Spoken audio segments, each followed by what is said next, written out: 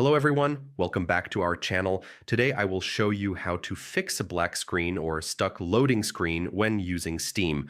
First, open your Steam app. Next, log into your account using your username and password.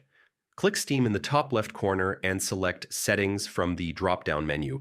Then click the Interface tab and look for Client Beta Participation.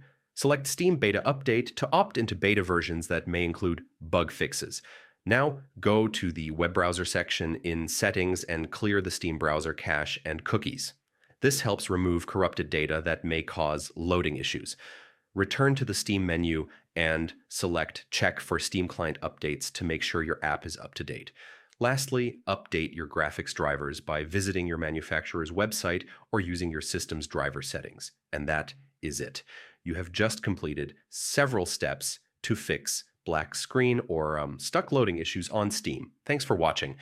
Do not forget to subscribe to our channel, and I will see you in the next video.